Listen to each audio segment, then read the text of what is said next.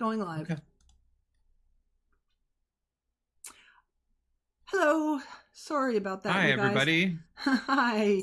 I was busy trying to get these things that I want to show you and figuring out how to do it in here, so now we can show you some interesting things.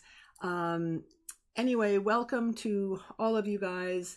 Welcome to another digital seance. Yeah, another digital seance. Did you guys like that? I didn't get to look at comments nearly enough. Oops, let me just pull this down. I hope that I think you guys liked it. Hi, Eric. Hi, Joanna. Yeah, Hi, everybody Laura. left really nice comments. Hi, Ren. Get to actually say hi to people. Hi, Zeus. Hi, Cassidy.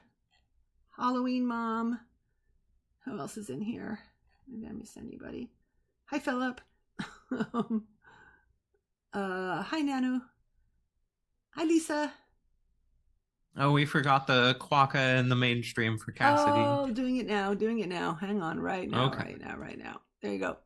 Yeah. I need a new one. I need a new picture. As much as I love that one, we got to mix it up. I'm trying to make a new one. Cassidy, you want to make me a new one? You could surprise Hi, me. everybody. Hi, Ren. Hi, Lisa and Eric. Hi. Yes, you can make it. You pick one out now. So hello, you guys. I apologize again. This is going to be super casual because I'm so talked out. Yeah, we were trying not to rush, but there's just so much to talk about. There was a lot more. I'm gonna write a note to myself. Put in links. I have them all bookmarked, and I'll throw them in there for anybody who's interested, because you guys asked for that. Somebody out there must want to know the whole I was trying not to throw in too many jokes. Like, does anybody know why the chicken bought a Ouija board? To contact those who went to the other side. It's dumb, but it makes us chuckle. I'm going to put the links in the live stream description. Philip has more jokes. Just wait. Yeah. I have been barraged with jokes. You're gonna get jokes. You're gonna get more details about things. Or what kind of device does Mario use to contact the dead? A Luigi board. Hi, Poops. I don't know how many people play Mario and Luigi and all that. I don't really a lot, but I thought that was pretty funny. I never did. I'm old. So what do you think a Ouija board would look like if a millennial designed it? Let's take a look at that, because I found the perfect millennial Ouija board. Just think, hi Eric, think about that for a second. Millennial board. Okay? Just think. Here it comes. This is what I was doing for you guys. I'm surprised somebody hasn't tried making one. Somebody will now. This is so funny. Ready? You guys can see that, right? I hope you can see that. Can you see that? That's a millennial board. So yes would be yes. Or nah. No. Or no, it should be nah fam. Yeah, right. Or LOL, shook, who dis? Then I love how they have all the emojis up there. Like the ghost is just gonna go to the poop emoji and be like, you poop. LOL. What's that in the corner? The white there. Oh, down the bottom left. Or maybe it's just the meme says creator. But I thought this was so funny. I was like that. We were cracking up when we saw this. Who dis? I could just imagine a ghost going to yes. Yeah, Joanna. Yeah, like who dis? It made me laugh so hard. Yeah. And there is even a little ghost emoji on the far left, so whoever it was could just be like, I'm a ghost emoji. Oh, I don't even want to go to the eggplant. We're not going to go there. We're not going there. Yeah, isn't that hilarious? Oh God, the who dis, I think the shook and who dis really got me. Yeah. Oh my God. Anyway. So there was another one that we want to show you. So recently, I know Susan said in the public live stream that I have acquired something. So yesterday I have actually acquired a really cool Ouija board. I think I'm going to start collecting a couple vintage ones, but I found a 1940s Swami Mystical Oracle Ouija board. There it So is. these were really popular in the 1940s, and on there it has the mystical genie Swami, and that was made by a company I believe called Harker Company. And you can't see it, but in the fine print, the street address for the company where those were made was 666. So those are really hard to find, especially with the original planchet, and the one that I bought comes with the original planchet. So I believe that comes from 1944 is when those were made. And that company, Harker Company, made a bunch of different variations. So they had one called the Mystical Prophet, which was like an Egyptian type board. They had one called the Mystical Raj or Rafa. I think there was a Rafa board, which was more Indian themed, and then a Raj one, which was more Middle Eastern I have themed. all those So they had, photos. I just didn't. yeah. It took me a while to get them so I could bring them in and Yeah. show you. But So all of those boards are really old and really hard to come by, especially with the original planchet. Apparently, the first thing to go is the pegs on the planchet; those get lost, popped out. And so I thought that would be something cool to share with you guys. And if I get more vintage Ouija boards someday, maybe I'll share that as well. I did find one of those William Fold talking boards, and it was an outrageous amount of money, like $8,000. no, Yeah. wow, wow. But it was Um, from like the 1910s or yeah, 1920s. yeah. They were like they started in Hmm. 1890. I can't imagine having an original 1891 like first year out Yeah. issue of Now, I them. do have to warn everybody if you're going to go looking for those Swami boards, they were reproduced in 2015. And I don't want anybody buying one and, getting ripped off and thinking that they're buying an original because they have been so reproduced. You can find so many different variations of Ouija boards. I know I mentioned that there's Hello Kitty ones, there's glow in the dark ones. Ozzy Osbourne has his own Ouija board. There's so many different ones. People make their own and sell them. So you do kind of have to be careful with what you're buying, but there is a lot of cool stuff out there. Yeah, I in my research I discovered that Aleister Crowley was very interested in I don't know a lot about him, but was interested in Ouija boards and Hmm. was going to produce one, and even to the point of talking to someone, a woman they were going to do a board together. It never came to fruition, but a lot of people were really interested in that. So, did we have any other little Well, there was tidbits? one thing I wanted to bring up. I don't know if anybody's familiar with a fellow named James Randi, I think was his name. Oh, And in the late yeah. 80s or early 90s, he was kind of a mysticism debunker. Hmm. He had a TV show where he would offer people, I think it was $10,000 or a It was a million million. dollars or It was a some million. outrageous amount of money Yeah. if they could prove that they were doing something supernatural or mystical. And he would have psychics on there or people that said that they could move pages in books with their mind.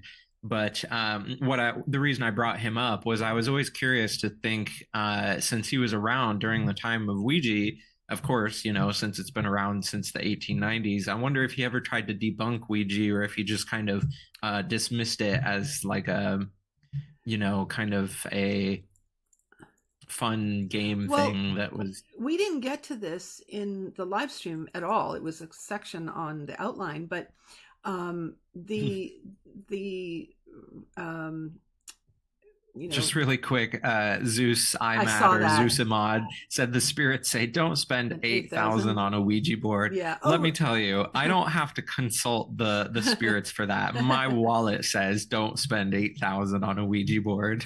um, yeah, I wouldn't be able to do that. But the I have so much in my brain. I want to tell you guys about the name. I never did that, but also the effect of studies have come to the conclusion, evidence that the effect, unless you're actively pushing the planchette, Mhm. but the effect is called the ideomotor effect. It's an unconscious effect that has a motor component, and they've attributed planchette moving on its own with people saying, oh my gosh, it's moving and I'm not doing it, like where they're not faking it or anything.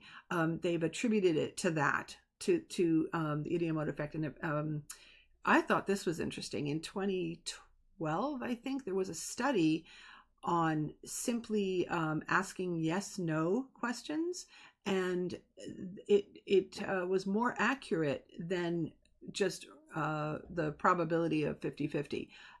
So they attributed that to the unconscious intuition of the correct answer and then moving it to the right place. So it's not just a hit or miss kind of thing. It's whether, because that would be 50-50. That would end up being 50-50. When I think of Ouija boards, since you're talking about that ideomotor stuff, I was also thinking about like the automatic writing that was very popular in the spiritualist time, at the height of it anyway, where they would kind of go into a trance and write out something and say that it was a ghost being channeled through them.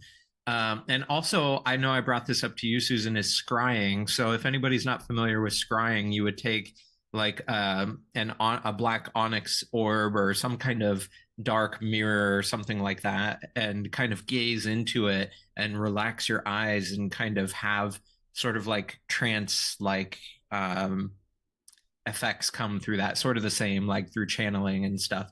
And it makes me think almost like, are we projecting our unconscious into these actions, either with the Ouija board or with the automatic writing, to kind of bring out things that are unconsciously there, or even it's possible pulling stuff out of the collective, and having it being brought through those tools. Well, that's what I ran across in terms of automatic writing, that it's accessing your unconscious. And also I think that goes way back before just the rise of spiritualism in the United States. I could be wrong, but the contacting, in terms of using it to contact the dead, for people who really truly believe that that's what you're doing, you're channeling something.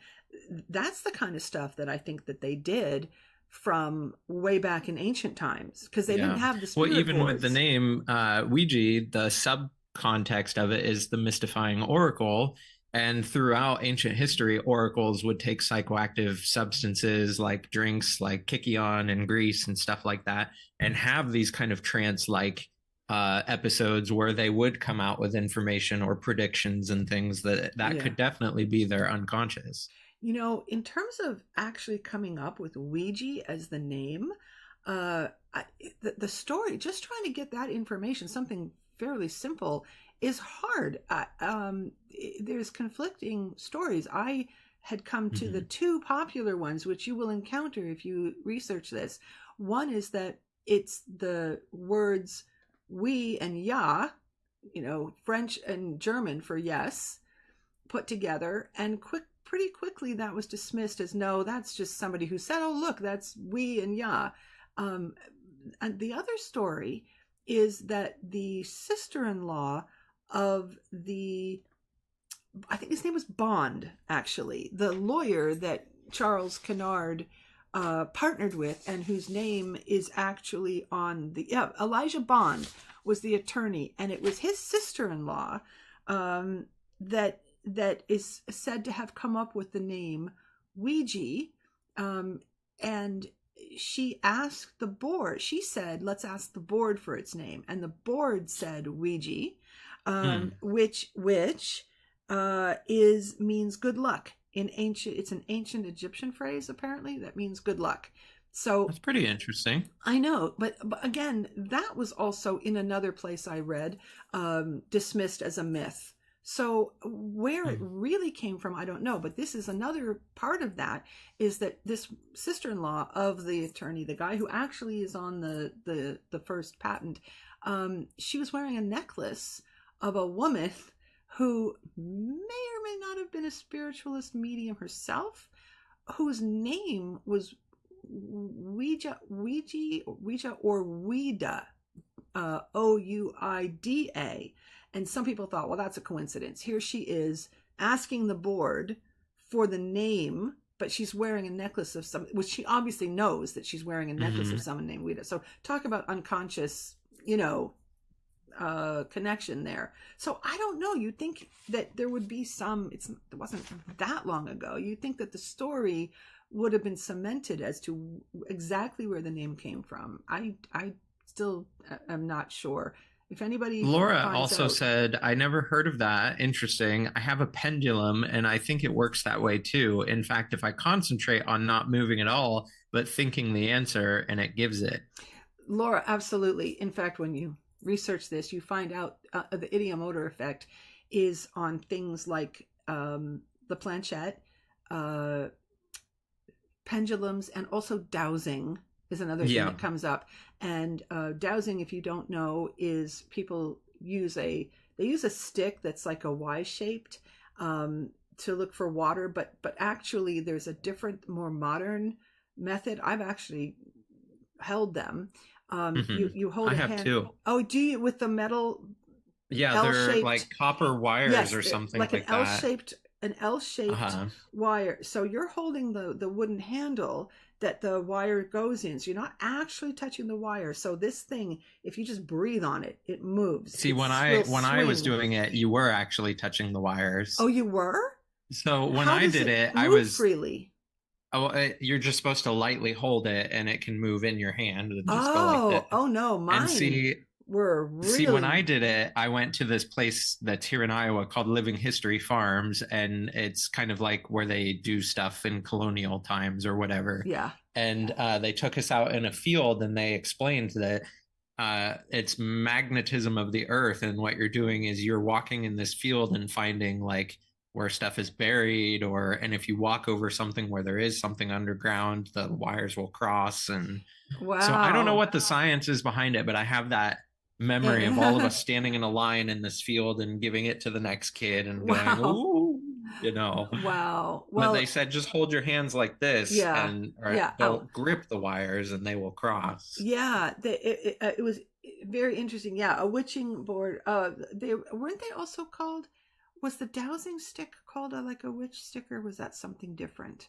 I I can't know what you're remember. talking about though, the stick that's a Y. That's Yeah, I mean, that it's was still the called the dowsing rod, but it's for some reason different than the yeah, copper and it was ones. supposed to have dipped down if there was Yeah, like water go, down there. ooh. Yeah, and something really bizarre was that until very surprisingly recently, a water company was still employing dowsers to find burst water pipes. But when the news got out, I think this was in England maybe, when the news got out, they were like, oh, we better not do that anymore because it was sort of silly. I don't know what their luck was. But again, all of these Yeah, things are probably attributed. highly inaccurate. Yeah, all of these things are attributed to the ideomotor Uh, effect. Laura says, I'm so glad to know that it's an actual term and known. People think I'm wrong when I tell them I can control my pendulum without them seeing. What was it called again? Do you mean the ideomotor effect? Idiomotor, yeah, IDEO motor, And Laura IDEO says it was motor. called water witching. That's it. I knew there was the name witch was in there somewhere. It was called water witching. Yeah, And yeah. Lee, hi Lee, Hi, said they Lee. would use it to look for ley lines for the Western world and the dragon pulse and earth vein of the Eastern world. Oh, That's wow. really interesting too. Wow. The Yeah. whole ley line thing is very interesting to I me, of like the energy lines of the Is that earth what and that is? stuff. Yeah, I Yeah. don't I should look into that. I don't know anything about that. Hi JP, I'm glad you made it. Um Hi to anybody else I missed. Where's I just saw I think Pook said something. I want to Google Oh, and see when the first James dowsing Bond. rods were used. Yeah, I that's a whole different area. Um oh, let me go to live Yeah, chat. see, the first one that comes up, you can get them on Amazon for $13.99, Yeah. and they're just the copper wires. And they don't There's have any no kind of handle. there's no handle. At least Wow. not on that set. Wow. I just remember the ones that I held with the wire pushed through it. Like it's a thick copper wire. It's not a thin thing. Heavy. So Wikipedia says dowsing is a type of divination employed in attempts to locate groundwater, buried metals or ores, gemstones, oil, claimed radiations, grave sites, malign earth vibrations, and many other objects and materials Grave without the use of sites. scientific apparatus. Grave sites. Yeah. Okay. See, that's what I was talking about. Like when we were out in the field at this Living History Farms place, like I don't know why we were looking for that or Hmm. Oh, but thanks, it's been Halloween so long Mom. ago I don't have full memory of it. Yeah. Um, what did you guys think about the Ouija board stuff? Um, and here, did I actually say this, or did I just tell you this earlier, Philip? Did I say this in the live stream that there were there's some interesting things. One of the things about Maggie recanting and saying that she made it all up and showing how she cracked her big toe. In one of the things I watched, this guy was saying, you know, people were hearing the sound all the way around, and you can crack your toe once. Once you've released the gas in the joint, you can't do that again until it builds up. Yeah. So, what do? You call a whole bunch of people together for a huge, show, and then one little bop, Yeah. and then that's it, So folks. You can't do it again. just to go back to the dowsing thing really quick, because I was looking for the first time period that they used it. There are etchings from 1556 and earlier showing people dowsing for metal ore, and reformer Martin Luther perpetrated the Catholic ban in 1518, listing divining for metals as an act that broke the first commandment. Yeah, they don't as like. as an act of occultism, which was Yeah, against God. yeah. That was Martin Luther who said that. Yeah, Yeah. that I'm not surprised. And then in 1662, divining with rods was declared to be superstitious or rather satanic by a Jesuit named Gaspar Schott, though he later noted that he was not sure that the devil was always responsible for the movement of the rod. That's interesting that that goes back so far. Oh, you can. Lee just said, I can repeatedly crack my toe. You can. Yeah. You know what?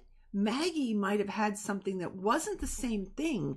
If you can repeatedly crack your toe, it's not releasing the gas, because unless it's just a little bit at a time. But I think people have, like a trick knee or something. Well, it could be the cartilage flexing or Yes, something. she might have had that ability to do that. So that's a good point. Or hopefully it's not bone on bone or something. Ooh. But another interesting thing about the sisters Maggie and Kate, at least when they were, when they had that the first 3-day big hall thing that the Quaker couple had set up for them, they were taken into a side room by women, some women, including the Mrs. Quaker, her Post. Their last name, I think, was Post. And they had their clothing removed and did the same thing to show the women that they weren't hiding anything. So I guess you had to be very, careful. What do you mean? They stood there naked and did it? Well, disrobed, whatever that means. I see. But not in front of, not in front of a whole bunch of people, just some women who would then attest that they had done this to show. There was a lot of people who did check them out, and somebody was offering a lot of money for anybody who could figure out how they were doing it, and apparently it was never claimed. Whereas lots of other people were outed as charlatans when they were like, hey, look, I found the string on the table and whatever. And I know we didn't talk about it in the stream, but I'm pretty sure that I read that the Fox sisters did a couple of seances and stuff at the White House for James Madison and Abraham Lincoln. I could not find that. Somebody did. I don't know that it was them, but do you know who and that was another thing we didn't have time to talk about, is who had inspired, because they were when was the Civil War? When was the Civil War? The Oculus is that? Did you say the Oculus has a lot of nudity?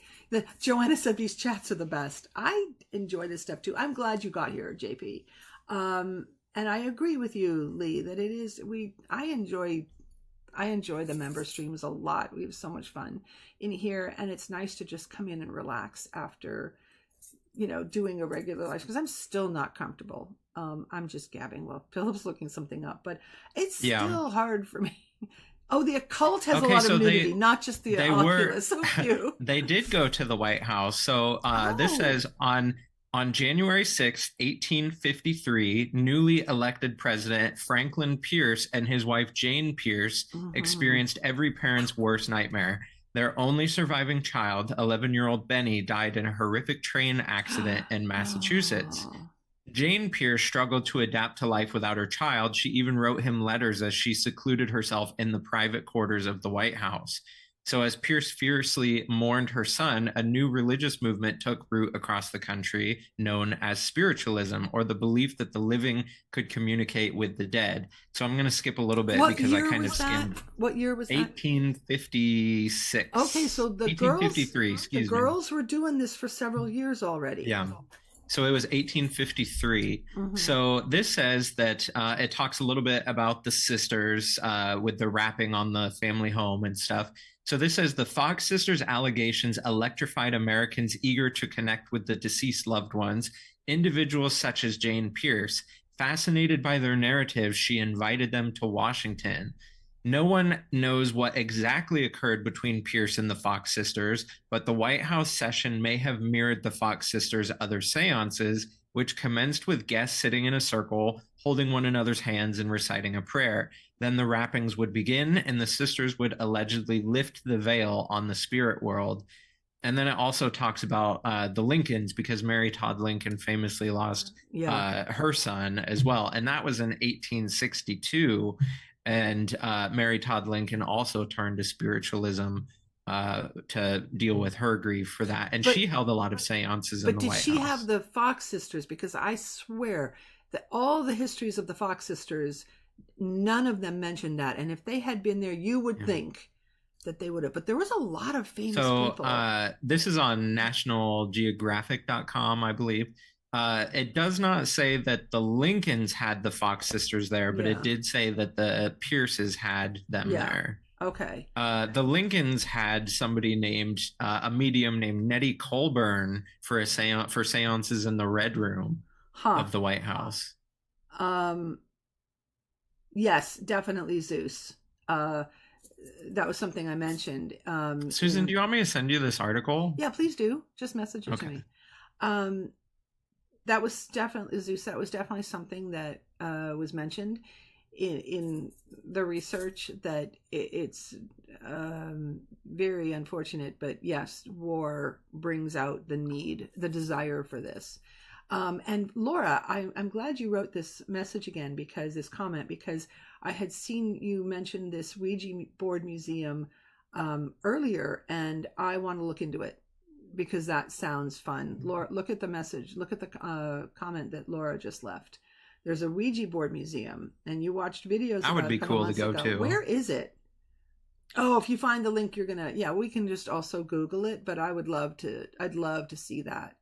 And JP said most of mainstream Christianity, even in current times, views communication directly with our unconscious psyches. Yeah, I mean, yes, currently. I don't know. You came in at the end, but what we were talking about in the main one was how surprising it was. And you just said that they opened with a prayer. Did everybody catch that? They opened their seances with a prayer. So JP, we were saying in the main that it was surprising that there weren't a lot of protests by religious groups about this. It wasn't until 1973 when The Exorcist came out that all hell broke loose in terms of. So they must have tied the religion aspect into it. They did, and people didn't have a huge problem with it. No, I think some people said, "Hey, in the Bible, the Bible would go against this." However, I read somewhere, again, so many mixed things here. It's hard to know what the majority of people, but I think we would have heard about it if the majority were against it. But I read somewhere that because spiritualism or contacting the dead is in the Bible somewhere, that people thought it was okay. But when The Exorcist came out, it was like, nope, now it's only for contacting demons, and you're going to be possessed, and you're inviting things in, and it's a big no-no now, because the Exorcist scared the fuck out of everybody. So, like, I wonder what would have happened if that hadn't come out. Where would we be now? I can't remember the first time I saw The Exorcist, but I was fairly young, and I don't remember being scared from it. I just remember, like, this is cool. Oh, Halloween Mom said the museum is in Salem. Let's go.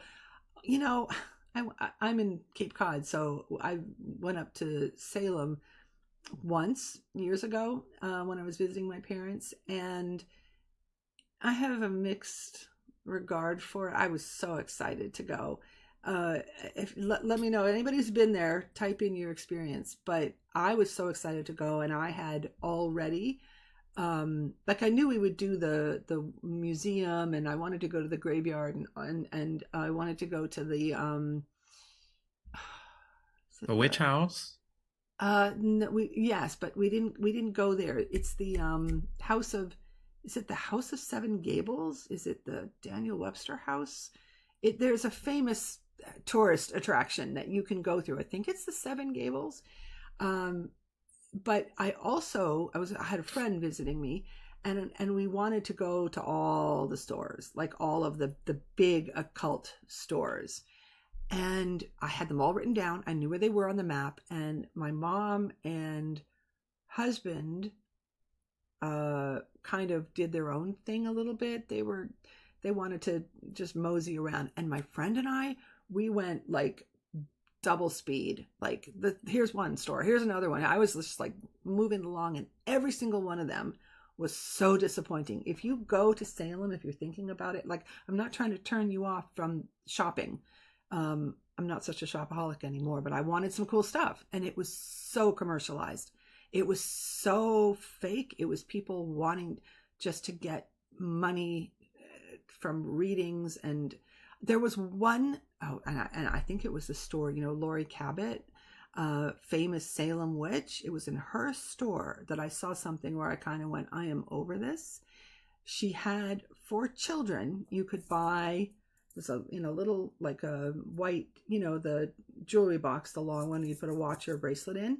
She just got a bunch of those, and it was a twig from her yard that she spray painted gold and was selling as a wand for kids. And I said, this is commercialism to a gross degree. Yeah. Because your kid wants one, you can go to your own yard, have a kid pick it, spray paint it gold, and decorate it for themselves, and now they have a wand. I was so pissed about that. However, some of the other things in Salem, if you're interested in going, have interesting things worth visiting. If you want more information from me, I'm happy to share at some other point. It's good restaurants and things like that. So yeah. I want to find that video. Oh, you're messaging. Are you messaging it? Yeah, it's in Salem. So I would go for that. I would like to go to the Ouija board museum. That'd be cool. Yeah, that would be really cool. Oh, Nana said, when I was younger, I saw 2 of my family members leave their body at the time of death. It fades away quickly. Wow. Sorry you had to experience that. Yeah, I mean, yes. But I had, when my dad passed, and I've mentioned this, I think before, I think in the last one maybe, or the one about death, where I was kind of waiting for that moment of feeling something, anything. And, I've talked about how miserable it was, that there was no death with dignity. So it was like way past when it would have been, very decent for him to have passed, and rather than being, really traumatizing. However, there was nothing when he passed, and I concluded that he had gone. He'd already left. There was no feeling of that. It would have been much nicer had it been under better circumstances, when you could say goodbye, and then they pass, and you can maybe feel something. I really was interested in that moment, because I've heard people talk about it, and that's that's really that was Nanu, right, who experienced that. You know, I hope it wasn't traumatizing for you. And Pook Swanson Neogenian um, meetup at the Ouija Board Museum. Yeah, I know, travel, right? Um, oh yeah, I hear you, Nanu. Um, I think it's a very, it's very personal. It's a very personal moment, and I think can be very profound. I think it also can be traumatizing. I think, um, you know, having support during those times and being able to talk about it is important. So, JPC, I think that what Christianity finds problematic about divination is initiating, yes, communication with the spirits. Probably okay to unintentionally receive things and visions from the spirits. I think, I mean, this is me. I think one of the components is that the church doesn't want to lose control, and if people have direct access to I think a lot of people do also believe that it is something demonic. It's going to be something negative, in which case there's no way you're going to talk them out of it. But I think maybe people who have more, are coming from a higher place might think, oh, this could be bad if people have the ability to do things on their own, and we want control over every aspect of people, and therefore this is bad, don't do it, we'll tell you what you're allowed to do. That's just my feeling, a possibility of what's going on. You know, and I think it's kind of crazy that they're afraid of Ouija boards, but they say, "Here, eat the flesh of your Messiah, drink the blood of your Messiah." You know, which is weird. Yeah. It's like you're scared of certain things, but you literally have this ritual where you talk about eating and drinking. Yeah. Flesh. I mean, that reminds me of a really funny, I don't know, I haven't seen Maria at a live stream in a long time, but I'm friends with her on Facebook, New Selena, and she posts hilarious stuff. And she posted a meme. I think it was New Selena, and forgive me if I'm wrong, but it was a photo of like a Catholic priest, and the caption is something like, "You don't believe that someone can change genders, but you can believe that Jesus can be a biscuit." Yeah, that's funny. I saw that. I saw that too. I howled. It's like, but it's okay that, you know, Jesus can be a biscuit. Like, Cassidy knows. She's been busy with school and also the time sometimes not be able to make it to the stream. Thanks, Cassidy. I think she's a sweetheart. I love it when she can come in. Power and control. Yeah. I mean, that was just my thought. Things are always more complex than you think. I mean, it could be a multitude of things, but I think that might be one of them. The biscuit thing. Yeah. It made me laugh. She posts hilarious things. Oh, Laura, did you message? Thank you. I'm going to look into that later, but I am so hungry. Because I don't even know, Philip, you don't normally usually eat beforehand, so you must be no, my God, you must be really hungry. And that's okay. So I guess we'll kind of wrap things up, and I don't think we'll probably have a live stream next week, but we'll probably see you sometime in early May, or at least tentatively. Yes. And thank you guys for coming, and thank you for all your comments and having fun with us. You know, these members live streams, they're for you. You know, you guys are awesome, and we appreciate the community that you guys give for us and that you're a part of, and all the great things that you come in and say and share with us, and we appreciate your support. And we just really love hanging out with you guys, and thank you. And I think you did enjoy that topic, and I'm glad. I'm glad that you like that. I liked doing the research for it. We do have some good ones on the back burner, though, that we've been meaning to do. So the next one might be our topic that we choose. But I love the idea, and I think that this sort of genre is anything to do with, for me, consciousness. Talking about death, afterlife, talking about the foundation of reality, and really working on understanding and trying to get across like, what is a zeta? Like, what are we? How does it work together? Because I know that this isn't something where you can hear once and then just immediately go bing, oh, I get it. I know how to visualize this, and I know how it relates to everything else going on that we're talking It about. may seem repetitive that we say it so often, but we do get new people commenting and new people in the streams every once in a while that are interested in what we're talking about.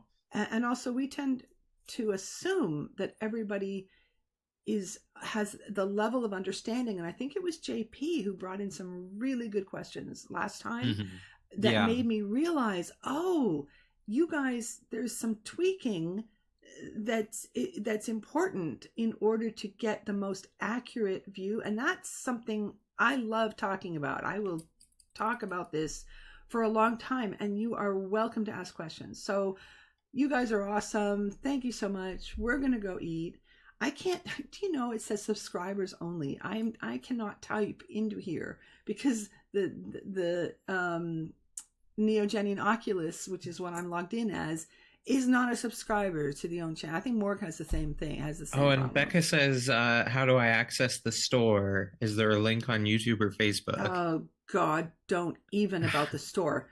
I will, Spring is not getting back to me about the problem, and I've looked into the other store. I forget what they're called, and I'm ready to just say screw you to Spring. I just need to set up the other store, and we're just going to use them. Yeah, it's not that we don't want to have it set up. It's just that Spring is not user friendly. It's so frustrating, and I have other things that I'm working on. So, you know, unfortunately, I'll try to do it. It just means sitting down and just taking the time to do it that day. Okay, so JP, you're still struggling to learn about the Neogenian worldview. One of the things that's going to help you guys is Morg's books. They're going to help a lot. It's so complete. And the first one, I'll do the plug for them. The first one is coming out on May 16th. Yeah. We're coming down to it. And then the subsequent books are just more and more and more information. That's going to be very helpful. But also, next time we do a members, JP, come write stuff down and bring it in, and you can ask more specific questions, and we'll do our best to help with that. Okay, yes, JP, that series, trust me, it's really going to help. So, okay, we're done. We're done. I'm going to get food. Okay, moving the digital planet to goodbye, everybody. And good night. Yes, that's it. You should end every time with that. All right, take care, everyone. Good night. Good night. Oh, that was really fun.